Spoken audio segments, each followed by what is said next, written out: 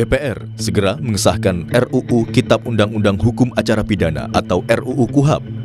Rencana pengesahan RUU KUHAP ini dilakukan di tengah pro kontra yang muncul terhadap sejumlah pasal. Perubahan dalam undang-undang tersebut dinilai memuat pasal-pasal bersifat karet dan berpotensi mengarah pada praktik penyalahgunaan wewenang. Anggota Komisi 3 DPR fraksi PKB Hasbiallah Ilyas bilang, pembahasan RUU KUHAP dilakukan secara transparan dan dalam jangka waktu yang cukup lama. Komisi 3 DPR juga telah berdiskusi dengan para ahli, termasuk mendengarkan masukan dari masyarakat. Pembahasan KUHAP ini bukan waktu yang pendek ya. Ini sudah panjang, sudah hampir 1 tahun. Kita sangat terbuka DPR ini, terutama di Komisi 3. Akademisi kita undang, praktisi hukum kita undang, hampir semua yang kita undang. Tidak ada yang kita tidak undang. Kita minta masukannya. Coba tolong dilihat di hasil yang sudah yang besok akan disahkan. Lebih banyak masukan dari masyarakat. Salah satu yang disorot Institute for Criminal Justice Reform atau ICJR adalah terkait mekanisme penangkapan dan penahanan. Menurut ICJR, seringkali terjadi penyalahgunaan wewenang dalam mekanisme ini. Selain itu, ICJR juga mengkritisi soal penyadapan dan penggeledahan yang tak diatur dengan batasan dan syarat yang jelas dalam RUU KUHAP. ICJR dan juga teman-teman koalisi, kita melihat yang paling utama adalah dari RUU KUHAP ini isu soal penangkapan penahanan. Karena itu yang ingin kita dorong berubah dari sistem yang sekarang gitu ya. Tapi setelah kita mencermati kembali, khususnya isu-isu bab-bab penahanan dan juga mekanisme penangkapan itu secara alur nggak berubah. Jadi mekanismenya sama seperti sekarang, polisi, penuntut umum, jaksa juga bisa tetap menahan dan melakukan penangkapan tanpa ada mekanisme check and balance dari hakim, dari pengadilan. Proses yang selama ini penangkapan penahanan itu kan sangat banyak penyalahgunaan ya, banyak abuse yang itu salah satunya disebabkan karena nggak ada check and balance itu di awal. Jadi ada kondisi-kondisi yang tadi adalah sangat mendesak dalam pelaksanaan upaya paksa, geledah sita, blokir, sadap, bahkan penyadapan itu belum diatur undang-undangnya, jadi undang-undangnya imaginary berdasarkan undang-undang, tapi udah dikasih kewenangan dulu penyidiknya. Koalisi Masyarakat Sipil untuk Reformasi KUHAP menyoroti 9 poin dalam RUU KUHAP yang rencananya akan segera disahkan DPR.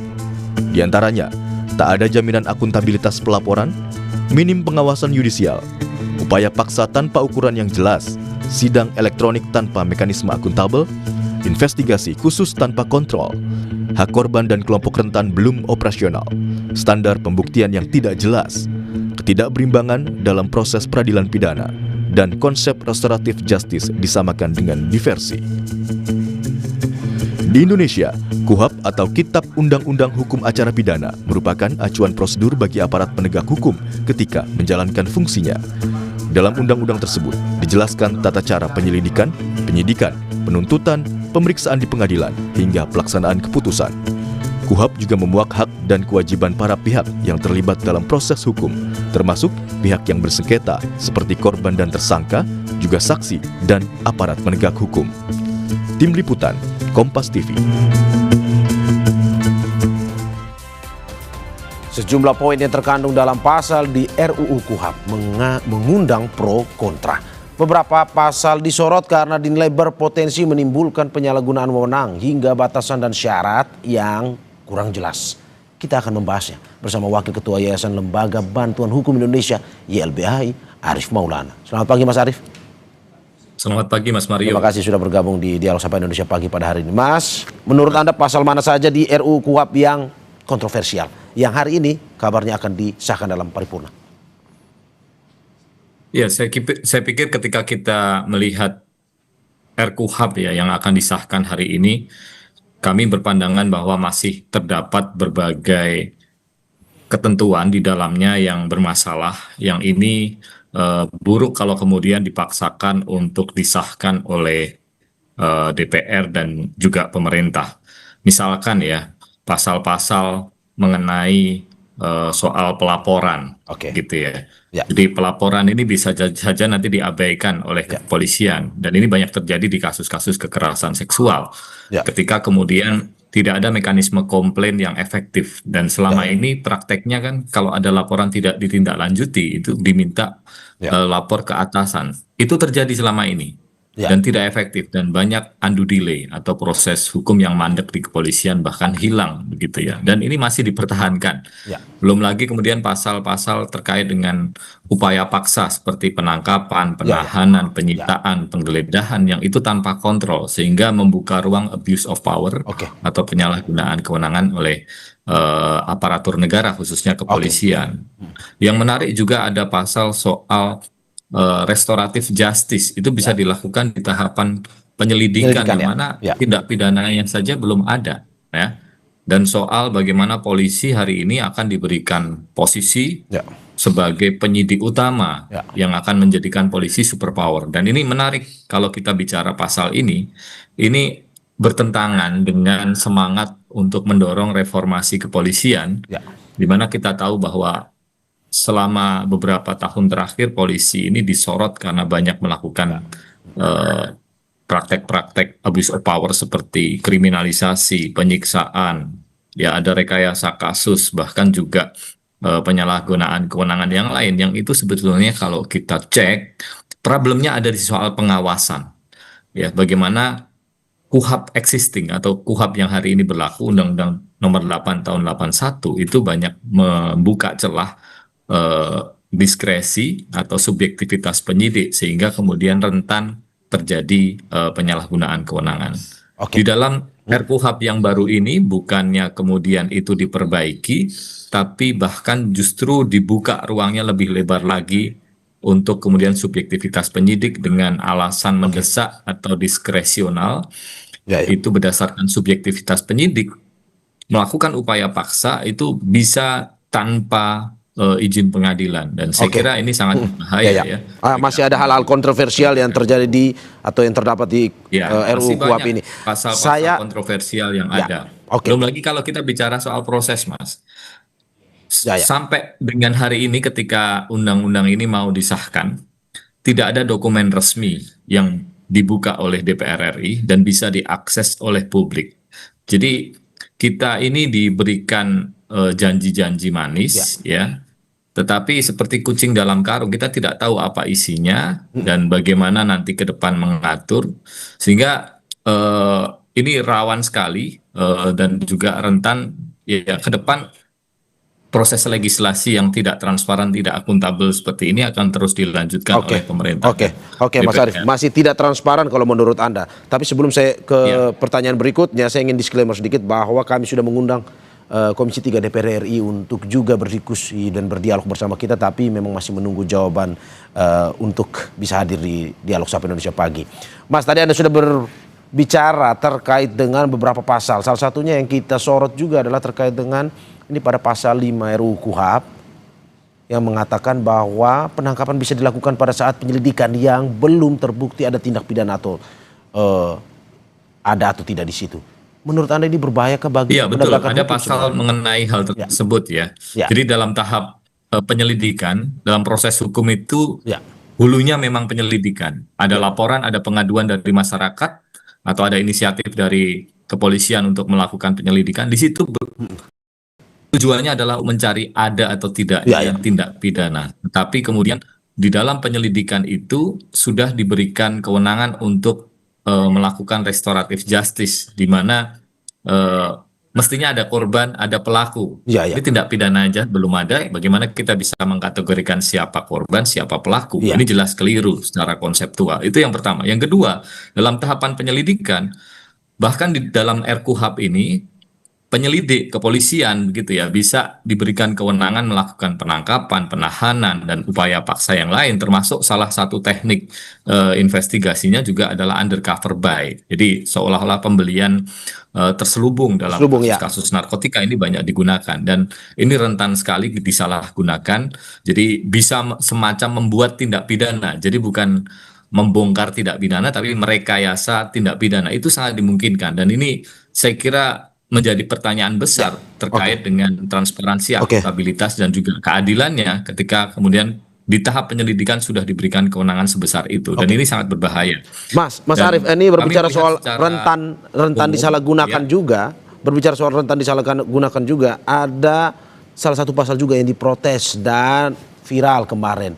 bahwa terkait dengan Ya. pasal yang mengatur soal penyadapan, di mana saya catat dari protes tersebut semua bisa kena geledah, sita, sadap, blokir menurut subjektivitas aparat tanpa izin hakim. Menurut Anda seperti itu?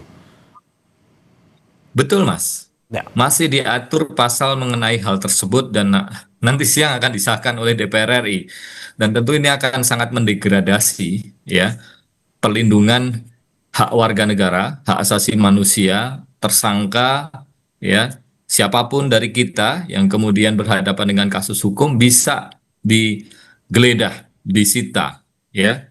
Jadi kita warga Kemudian sipil bisa disadap dilakukan penyadapan tanpa diminta izin gitu, Mas? pengadilan, ya, hanya dengan alasan mendesak. Ya. Dan itu didasarkan pada subjektivitas penyidik, sehingga tidak ada indikator yang bisa kemudian mengontrol, menguji apakah proses upaya paksa tersebut untuk kepentingan keadilan atau untuk kepentingan yang lainnya, misalkan kepentingan kekuasaan, kepentingan politik dan lain sebagainya. Oke, Mas, apa yang akan dilakukan Koalisi Sipil Masyarakat atau YLBHI jika pada akhirnya hari ini katanya sudah dikoreksi oleh Komisi 3 terkait dengan KUHAP tersebut yang akan disahkan. Tapi kalau misalkan masih ada pasal-pasal kontroversial, apa yang akan dilakukan? Kami sudah melakukan berbagai upaya untuk mengingatkan ya DPR RI dan juga pemerintah tidak perlu terburu-buru dalam membahas RKUHP karena ini momentum penting yang tidak datang dua kali untuk kemudian merevisi hukum acara pidana kita. Ya. Kita punya ekspektasi, kita punya harapan bahwa RKUHP itu lebih baik. Oleh karenanya kita mendesak pasal-pasalnya harus berkualitas dong. Sejalan dengan semangat pelindungan warga negara ya, berdasarkan standar hak asasi manusia begitu. Tapi yang terjadi justru masih banyak permasalahan, bukan hanya dari sisi substansi, karena dari sisi substansi sebetulnya sudah bisa ditebak dan ini konsekuensi logis dari proses penyusunan RKUHP yang berantakan ya, yang bisa kita bilang ini ya tidak beda dengan legislasi ugal-ugalan sebelumnya di dalam Undang-Undang Cipta Kerja, revisi Undang-Undang Minerba, KPK dan lain sebagainya. Oleh karenanya kita beberapa waktu terakhir itu mendesak kepada Presiden untuk turun tangan karena DPR nampaknya sudah tutup mata, tutup telinga, mereka kebut saja proses RKUHP ini. Kita minta kepada Presiden untuk menghentikan ya pembahasan RKUHP. Jangan sampai ini disahkan di tingkat 2 atau di paripurna. Dan ada presidennya ketika saat pembahasan KUHP, Kitab Undang-Undang Hukum Pidana itu dilakukan di tahun 2002. Ya, Presiden Jokowi menghentikan prosesnya. Ya, meskipun sudah tinggal dibawa ke paripurna karena memang tuntutan dan juga masukan dari masyarakat bahwa RKUHP ini RKUHP saat itu masih sangat bermasalah. Dan saya kira ini bisa dijadikan presiden dan rujukan Presiden untuk menghentikan proses pengesahan RKUHP pada siang hari ini. Dan saya pikir ini pertaruhan masa depan penegakan hukum di Indonesia ketika kemudian dipaksakan RKUHP yang masih buruk, masih menyimpan banyak persoalan di dalamnya, itu kemudian tetap disahkan oleh DPR RI. Oke, Mas Arief, sedikit konfirmasi saja. Berarti kemarin pada saat pembahasan ini di DPR, YLBHI menjadi salah satu yang diminta pendapatnya terkait dengan KUHP ini, tapi merasa bahwa sampai saat ini tidak diindahkan apa yang disampaikan oleh YLBHI tersebut. Begitu ya? Iya, betul Mas. Kami memang diundang. Ya, diundang sekali. Ya, tetapi ingat bahwa meskipun DPR RI mengundang banyak pihak, itu saya kira baik. Tetapi prinsip penyusunan legislasi itu harus memperhatikan partisipasi bermakna sebagai sebuah asas yang harus dipenuhi secara sepenuhnya, bukan hanya sebagian. Ya, bukan hanya hak masyarakat untuk didengar, tapi juga mendapatkan informasi yang transparan, utuh begitu ya, yang bertanggung jawab terkait dengan draft. Kemudian juga dipertimbangkan masukannya ya, dan dijelaskan apakah masukan ini diterima atau tidak. Kami sudah bersurat secara resmi pasca memberikan masukan di sekitar di bulan Juli begitu ya, untuk mendesak kepada DPR RI dan juga pemerintah menjawab apa tanggapan DPR RI terhadap masukan-masukan kami. Jangan hanya didengar saja seolah-olah kemudian diterima masukannya, tapi ternyata sekedar hanya menjadi etalase karena pasal-pasal yang ada di dalamnya itu tidak banyak berubah, ya masih sangat bermasalah. Dan saya pikir ini manipulasi terhadap prinsip partisipasi bermakna. Jadi ini langkah yang saya kira tidak bijaksana dan tidak selayaknya kemudian KUHAP ini untuk kemudian disahkan dengan situasi demikian. Dan kami juga kemarin melaporkan panja KUHAP ke DPR RI karena kami nilai melanggar proses pembentukan peraturan perundang-undangan dan secara etika kebangsaan tidak patut untuk kemudian KUHAP ini disahkan. Terima kasih Wakil Ketua YLBHI Arief Maulana atas apa yang disampaikan. Terima kasih juga sudah diskusi hangat pagi ini terkait dengan pro kontra RUU KUHAP. Sekali lagi terima kasih Mas Arief. Sehat-sehat selalu. Terima kasih banyak Mas Mario.